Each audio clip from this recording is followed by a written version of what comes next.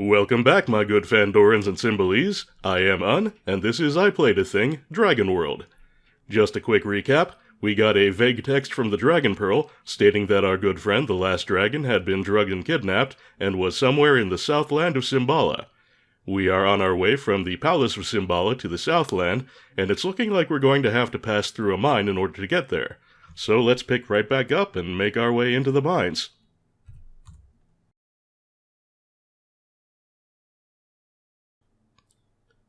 Hawkwind pushes aside the moss, and you enter the shaft. There are lit torches along one of the walls. The torchlight makes weird shadows on the walls.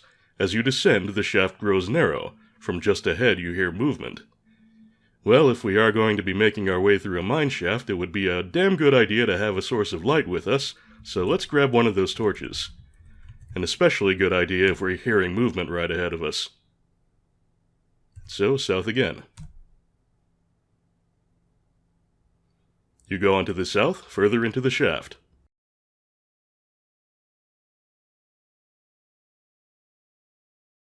The tunnel is very narrow.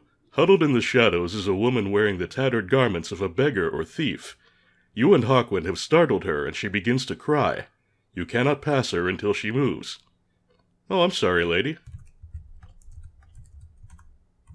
Talk to woman. She cries harder. Oh, I'm really sorry, ma'am. Calm down, please. You kiss the woman's wrinkled cheek. Gratefully, she presses something into your hand, then melts into the shadows. You are holding the tooth of a cave wolf.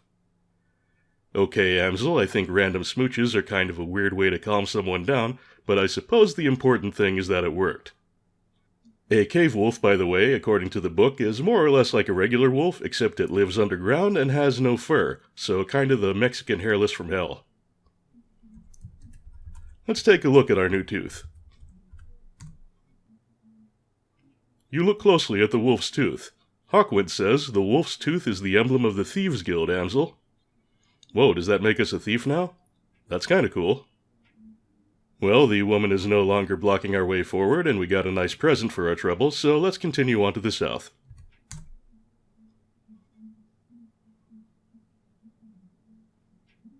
You go on to the south, further into the shaft.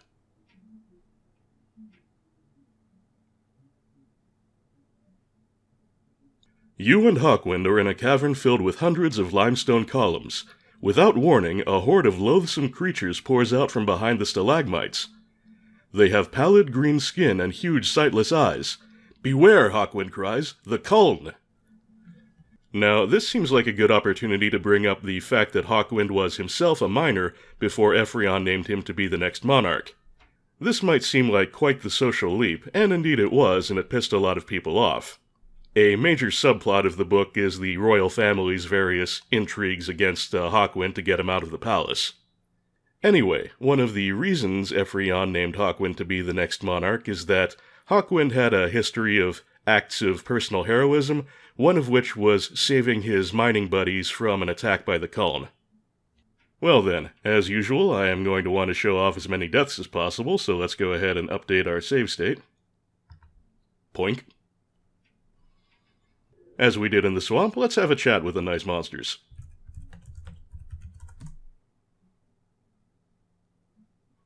They are within inches reach. Oh, they're coming to be friends.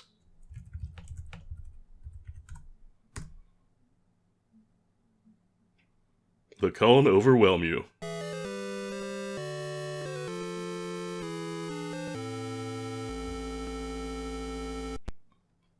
Well, I'm sure no one could have seen that coming.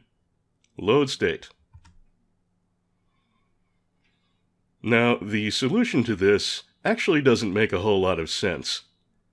Sometimes, when you're not sure what to do, you can ask Hawkwind for advice. It doesn't work terribly often, but this is one case in which it does. Oh, actually, we want ask.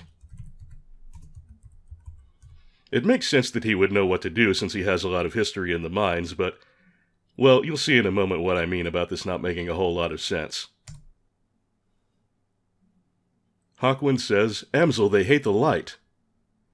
Now, The description of the culm just a few lines earlier says they have huge sightless eyes. If their eyes are sightless, then wouldn't that mean they can't perceive the light? Or can sightless include perception of light but no actual shapes or anything like that? Maybe I'm out of line here, I don't know. Anyway, if they hate the light, then the solution becomes fairly obvious. Show torch. You hold the light towards them. They draw back in fear. They seem disorganized but are preparing to attack again. Well, let's haul ass before they do.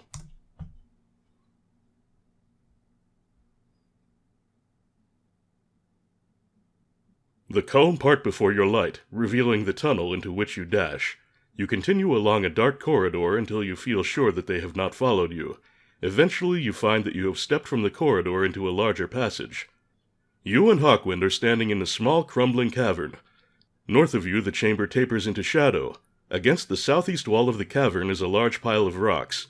One rock, long and flat, sticks out at an odd angle. It seems to be holding the others in place. Well, as we have noted before, Amsel is an inventor, and thus curious by nature, and as a Fandoran, a very tiny man, child-size you might say, and so with childish curiosity, he is going to react to anything out of the ordinary by yanking on it.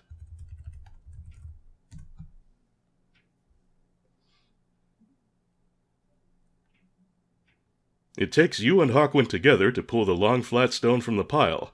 When it at last jerks free, the pile of rocks collapses, just missing you.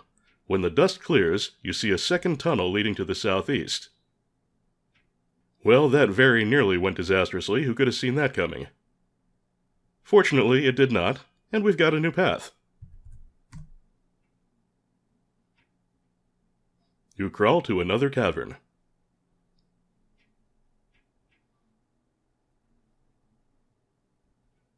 You have entered a small dark chamber. There are stones everywhere. Protruding from underneath a large boulder is the arm of a skeleton. At one end, the floor rises to a hole in the ceiling. Dim light filters from above. To the northwest is another passage. Well, it's not mentioned in the room description, but you can see very plainly in the graphic that the skeleton is holding a key. If for whatever reason you space out on the graphic, you can still find out about it by examining the skeleton.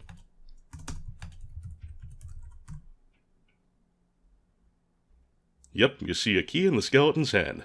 Well, naturally, that's going into our hot little hand. Now then, dim light filters from above, eh?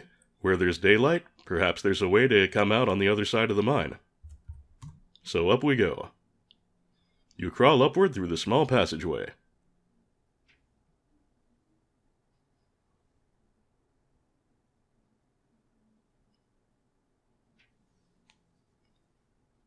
You and Hawkwind are standing in a small cave. All around you are quicksilver pools of tanium.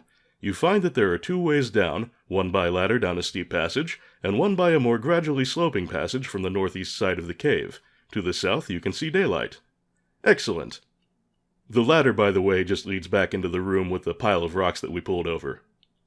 As I mentioned last episode, tanium is something that the Symbolese do mine for, so it's obviously valuable. But I reread the book in preparation for this LP, and I cannot remember it ever saying what tanium is actually used for. Nevertheless, it is in some way valuable, and being an adventure game protagonist, we're putting anything valuable right into our pocket.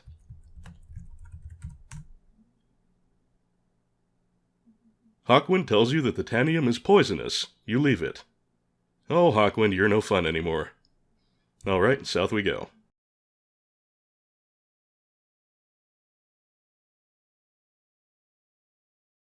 You and Hawkwind walk by the tanium pools towards a doorway out of the darkness. You put down the torch and go out into a daylight of green foliage and a blue sunlit sky. You hear the sound of running water. You and Hawkwind are on an ancient weed-grown road. To the west, a raging river parallels the road. To the east is a dense forest. South of you are the ruins of a long-forgotten villa. To the north is a small cave. Well, once again, we are boxed in on either side. We've got the river and the impassable forest. So we're being funneled to the south once again. Let's continue.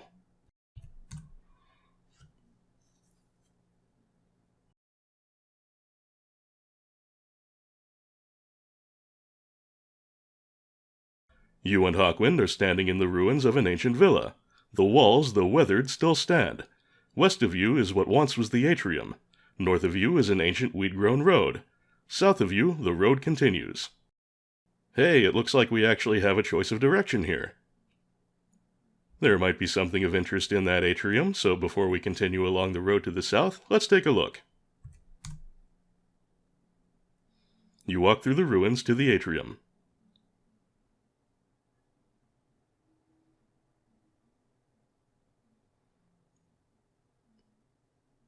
You and Hawkwind are standing in the atrium of the ruins of an ancient villa just west of the road. You see a sculpture of a tree carved in rare Symbolese jade. Nested between two branches is a marble sculpture of a little girl. On her shoulder and dangling from the jade branches are tiny tree bears sculpted in amber. On a crumbling wall nearby is a sign in Symbolese. Take, ye traveler on this ancient road, a symbol of friendship from the royal family of Ken-Desh. Well, that's rather generous of them. Don't mind if I do.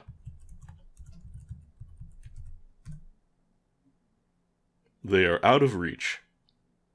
Remember last episode when I said the game will sometimes rudely remind you that you're about 3 feet tall? This is one such occurrence. Alright, fine. Ask Hawkwind.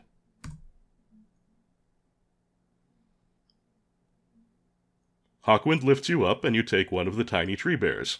They were very common among the royalty in days of yore, but they are antiques now. Treat it as you would a rare coin. So flip it into a wishing well? Well, if I see one, I'll be sure to do that. Anyway, back to the road.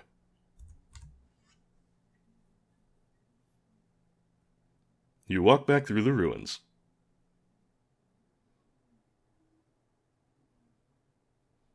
Alright, south of us the road continues, so we continue along the road.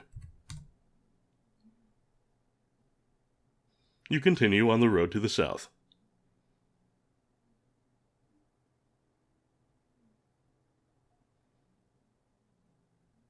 You and Hawkwind see the walls of a city just a short distance to the south. To the west, a raging river flows. To the east is a dense forest. In the distance, not far to the north, you see the ruins of the ancient villa. There's nothing really we can do here, but it says there's a city not far away. Could it be that we've just about reached Ken-Desh? Let's hope so.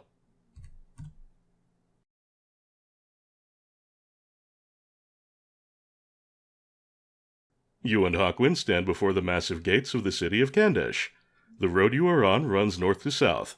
Set high in the center of the left gate is the head of a sea worm carved in ebony. A circular brass knocker hangs from its mouth. Well, the correct course of action here seems obvious enough. Use knocker. You cannot reach it. God damn it! Ask Hawkwind.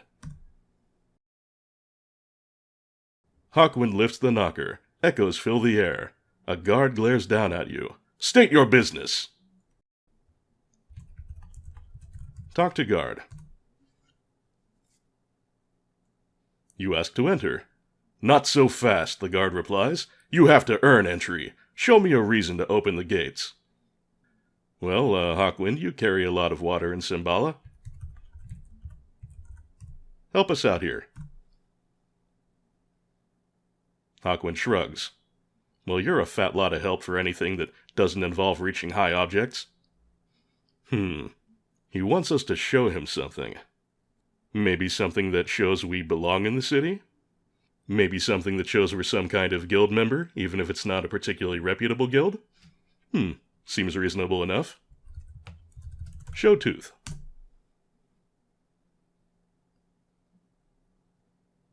The guard looks slyly about him. The Legion of the Wolf, eh? Your guild's made it worth my while to let you in. He opens the gates for you. Well, hot damn. In we go. You pass through the gateway into the city.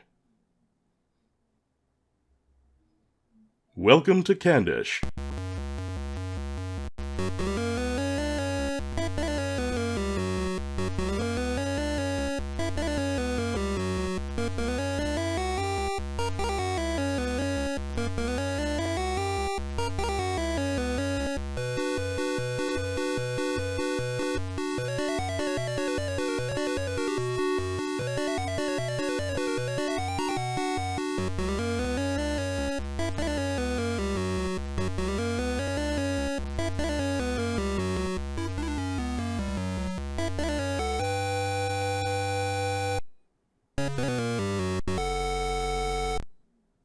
Rather nice little theme Ken-Desh has there, I'd say.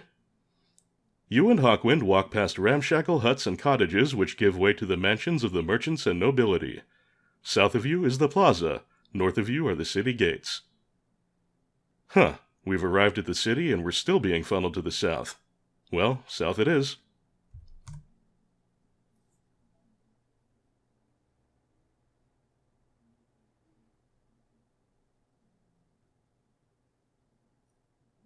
You and Hawkwind are standing in the plaza, a circular open mall.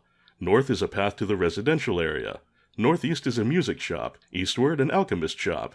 A bazaar lies to the southeast. Directly south is an unlocked door to a park path. To the southwest and west are the library and garrison, with a dead-end alley between them. There is a restaurant to the northwest. Crowds of people come and go. Holy shit, up to this point we've been almost constantly funneled to the south, and now we are downright spoiled for choice. We've got things to check out in just about every direction. Which I suppose is appropriate because a big chunk of the game is going to take place in the city of Ken-Desh. We've been on the road for quite a while, so let's start with the restaurant.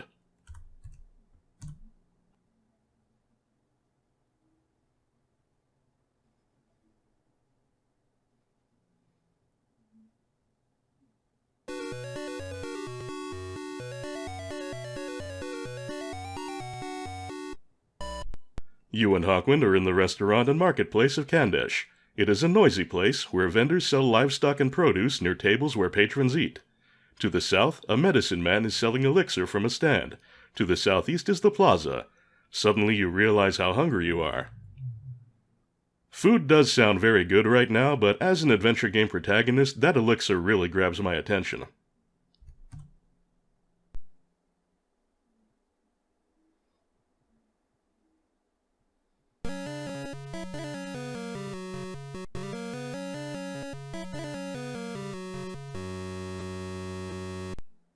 You and Hawkwind stand before the medicine man's stall. The medicine man is a tall, flamboyantly dressed fellow. Before him on a table are small vials filled with amber elixir. The restaurant is to the north. Hello there, good man. Tell me about your wares.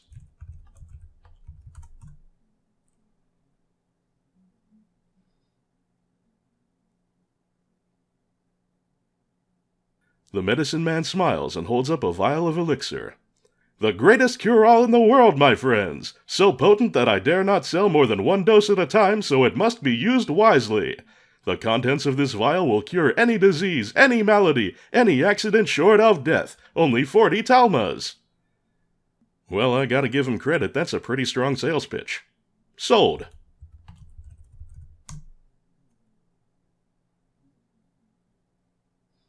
You hand the medicine man 40 talmas, and he hands you a vial, then pats your head. Thank you, young fellow. Now run along. Damn it, game, you and your short jokes. All right, never mind. Let's get something to eat.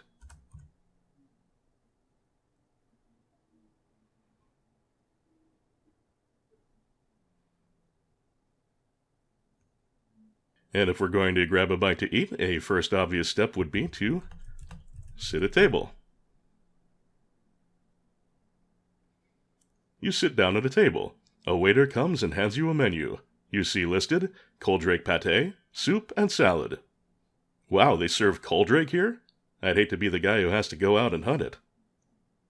You know, I'd kinda like to sample the Coldrake because, man, when are we gonna have the opportunity to do that again? But I'm not entirely sure it's going to agree with us, so let's drop a save state first. Order pate.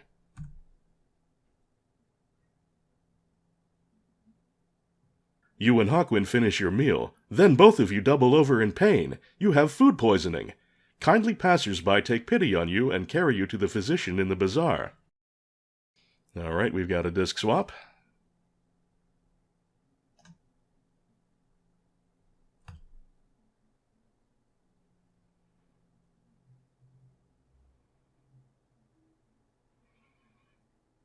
You and Hawkwind are in the physician's wagon. South of you is the bazaar.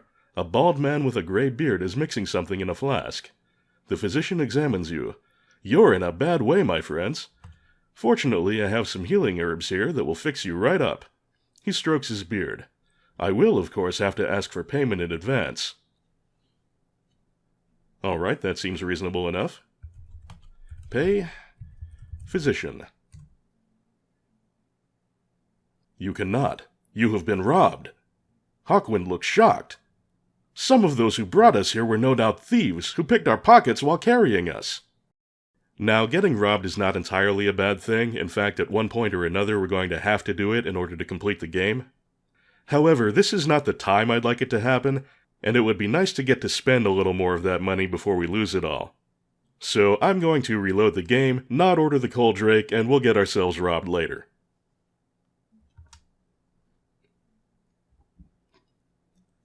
I think I'll just have the soup.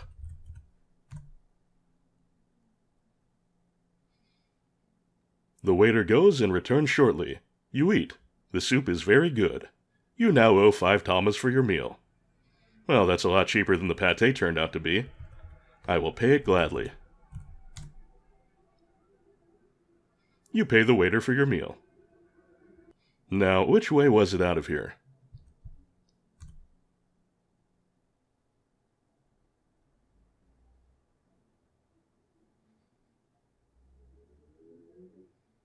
Wow, southeast, I got it right on the first try.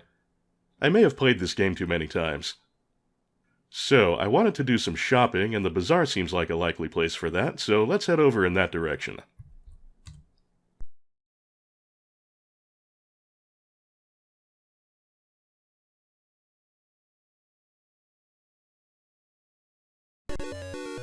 You and Hawkwind are in the bazaar of Ken-Desh, a huge dirt-floored tent filled with stalls and wagons. North is a physician's wagon, a tailor's booth is to the northeast, east is a moneylender's tent, southeast a makeshift tavern, and directly south a gaming house. An artist's studio lies to the southwest, and due west is an armorer's wagon. Northwest is the plaza. An old Rayan woman, wearing jewels and silk, wanders through the crowd. Hawkwind points to her. A soothsayer, he says. In the Dragonworld setting, Rayans are kind of the equivalent of the Roma. They tend to travel around a lot, they are known for fortune-telling, and they don't always have the best of reputations. In fact, another reason that the Cymbalese royal family wanted Hawkwind removed as monarch is that one of his highest-ranking staff members and his lover was a Rayan woman. Anyway, Hawkwind seems to find this one notable, so let's try having a chat with her.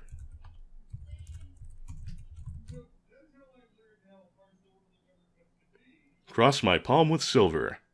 Could you be any more stereotypical?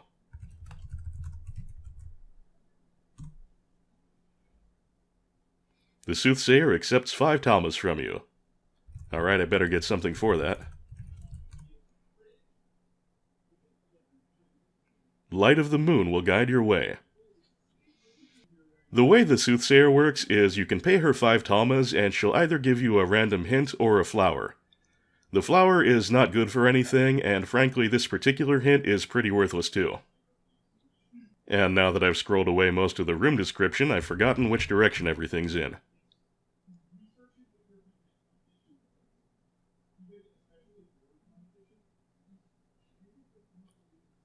We are a long way from home, especially Amsel. Wouldn't be a bad idea to have a change of clothes handy.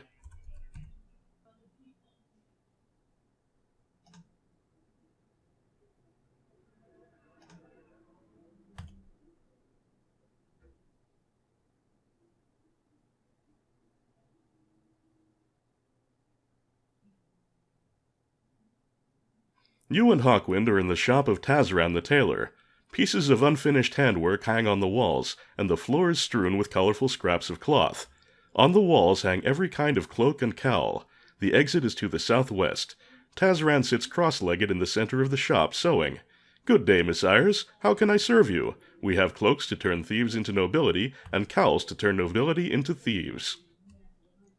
Sounds interesting. Tell me more. What can I show you? Well, let's show me a cloak. I make only the finest cloaks, Tazran answers. They are 750 talmas each. That's a little rich for my blood. Well, if the cowls will turn nobility into thieves, at least they should be relatively cheap. Tazren looks surprised. Fowl? We have no fowl here. You will have to go to the livestock vendors by the restaurant if you want fowl. Methinks Tazren is a little hard of hearing. Let's try that again. Tazren smiles. Oh, cowl. Of course I can make you a cowl. Are you sure you wouldn't like 2 of them? I can give you a better price. Seeing as there are 2 of us, that's downright convenient. You have got yourself a deal, sir.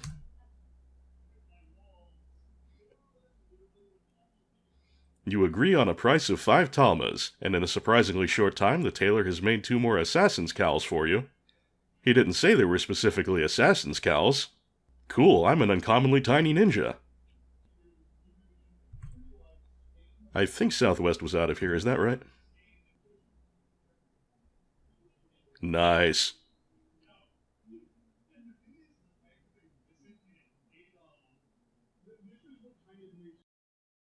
While we're shopping around, I have to imagine there's something good in the armorer's wagon.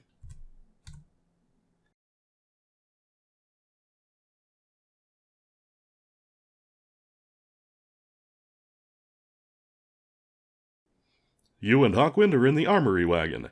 Hanging on the walls are daggers, axes, swords, and ropes. In a corner is the armorer, a large man with bulging muscles and a mustache. The exit is to the east. The armorer looks up. Welcome, messires, Thalos the armorer at your service. Near the forge stands a black shiny rock. A glittering black sword, the star sword, is embedded hilt downward. How do you do, good sir? Show me your wares.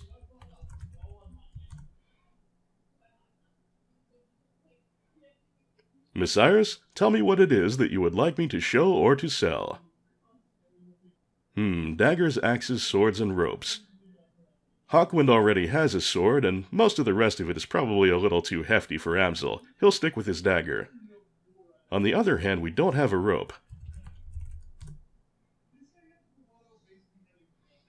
Thalos takes down a coil of strong rope. A good and strong length of hemp, messires, for only 10 talmas. That's not a bad deal at all. The armorer takes your 10 talmas and hands you the rope. Thank you, messires. Now, what is the story with that big sword embedded in the rock over there?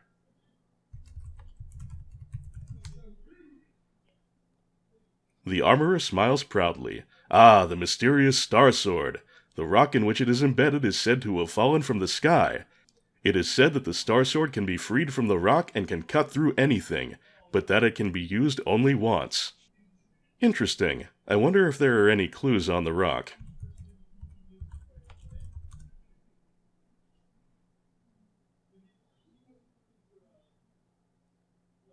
Apparently not. Maybe the star sword itself?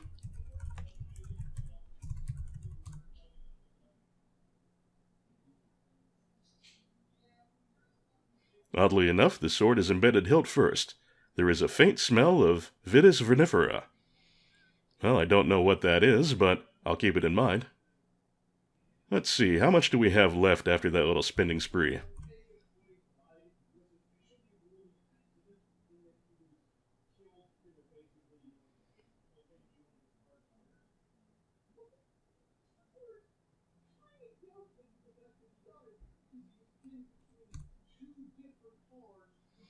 $35 talmas. We've whittled it down quite a bit. But before we go and get ourselves robbed, we're going to want to spend that down as far as we can. And while we're in the armorer's wagon, we might as well take a shot at pulling out that star sword.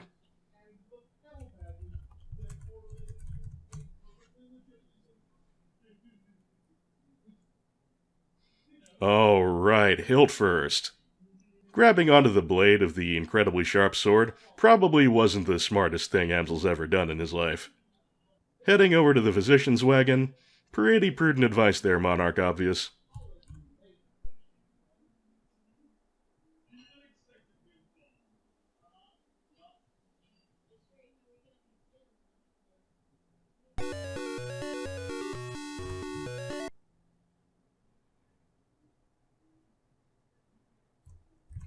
Talk to physician.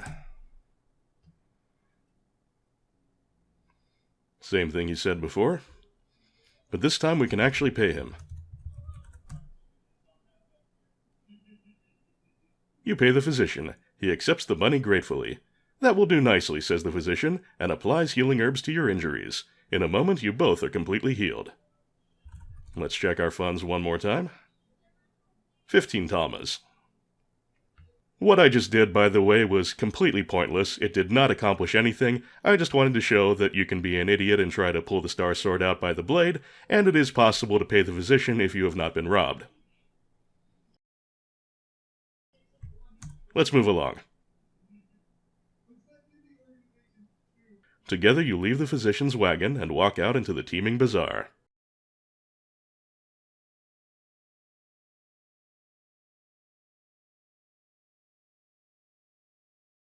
Well, that was a wretched experience. Let's get drunk.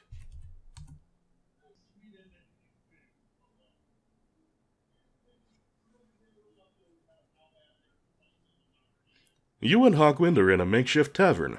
Along the eastern wall is a long wooden bar with rickety bar stools lined up before it. A burly, cheerful bartender stands behind it. Rough wooden tables and benches are scattered about, some empty, some not. Northwest of you is the entrance. Sometimes you want to go where everybody knows your name. Let's take a load off and drown our sorrows. Sit at the bar or at a table.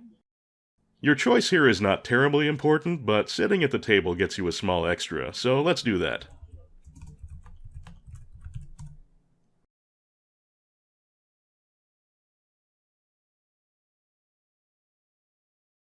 You go to a table. As you sit down, you notice some graffiti on the wall.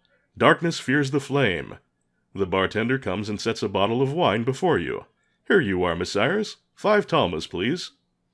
That graffiti there, Darkness fears the flame, that's to give you an opportunity to learn that phrase if you didn't talk to Ephrion back at the palace. Anywho, as luck would have it, we did hang on to enough money for a bottle of firewater, so here you are, barkeep.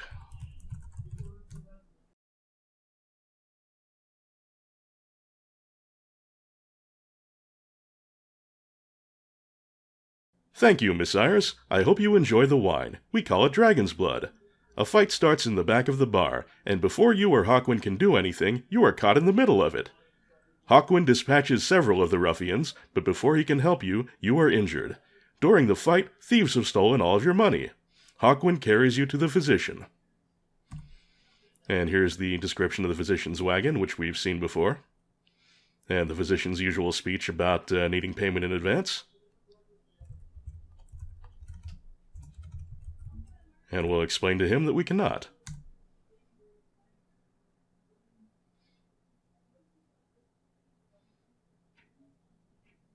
You tell the physician that you were robbed during the fight and have no money left. The physician looks troubled. I cannot abide human suffering. I will cure you, but you must return and pay me. As insurance, you must leave one of your possessions. Which will it be? It doesn't really matter what you drop off here, because coming back, paying him, and retrieving your collateral is required to finish the game. However, I'm going to go with the magnifying glass because it's already fulfilled its purpose. Once you've used it to signal the Wind Riders, it has no other use in the game.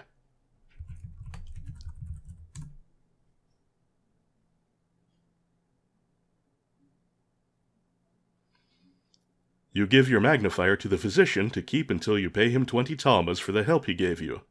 That will do nicely, says the physician, and applies healing herbs to your injuries. In a moment, you both are completely healed.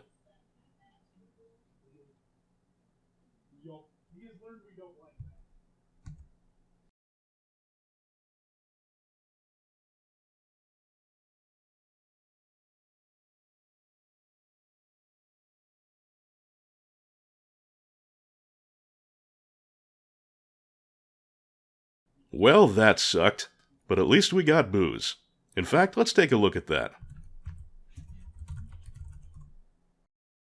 It has the rich smell of Vitis Vinifera. Vitis Vinifera. Now where have we heard of that before? It's on the tip of my brain, but I just can't place it. Ah well, I'm sure we'll figure it out eventually. At any rate, I think that decidedly puts an end to our little shopping spree. Maybe we should hang it up for today.